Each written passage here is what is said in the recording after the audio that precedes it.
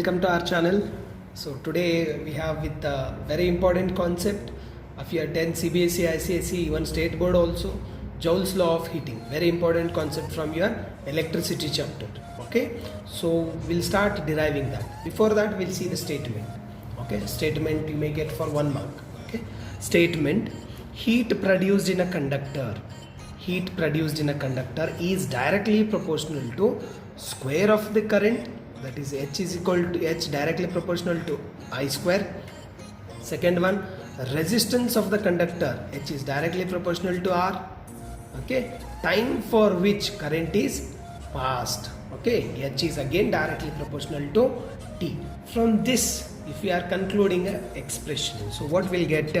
We'll get H is equal to, okay, I square R. This expression will get for Joule's law of heating. H is equal to I square RT will get. Okay, so we got this statement, 1 mark. In case if they asked to derive this, okay, to derive this, so how you will derive? So that we will see. Okay, so derivation will start with the first from the definition of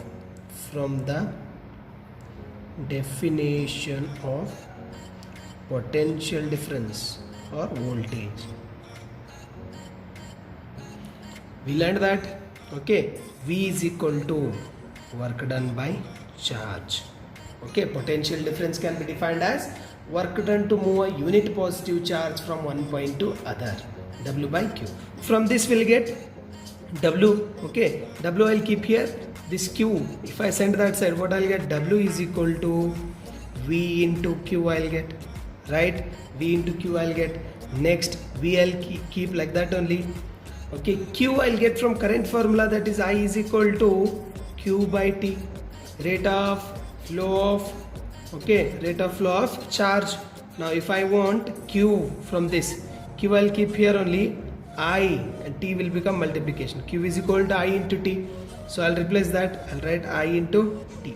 Now VIT I got, VIT. Okay, W is equal to VIT got, right? Okay, next what to do? Now we'll replace, from Ohm's law we learned that VIR. We learned that, okay, V is equal to what? IR. So I'll write V is equals to IR, I'll write into this IT as usual. The reason you had write V is equal to I into R. Okay, here also reason because, okay, now I into I is I square, R into T is RT. Okay, now it is work done. Work done means it is a form of energy. Now energy is flowing in the form of heat here. Heat is also a form of energy. So I'll write H is equal to I square RT. This is my expression for Joule's law of heating. Joule's law of heating. Okay, so you may use heat formula. This also H is equal to VIT also you can use, or H is equal to I square RT also you can use. One more formula I will get. Okay, one more formula I will get. That is from this formula only we will get. So H is equal to, okay, H is equal to, now I know from Ohm's law I value I will get. Okay, what I will get? I is equal to V by R.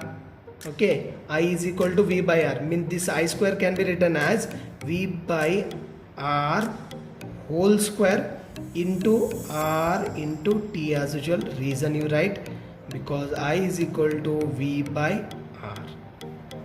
Okay, right.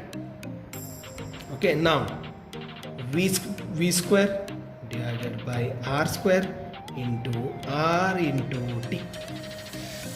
Okay, now what I can do? This R get cancelled. We got V square T by R. This is also our heat formula. Okay, this is also our heat formula. Keep in your mind. Okay, see this heat formula, even this and one more. Okay, these three formulas according to situation you have to use. Okay, this heat formula when I'll use when they given current, when they given potential difference, when they given time. Okay, and this heat formula when I'll use when they given current, resistance and time.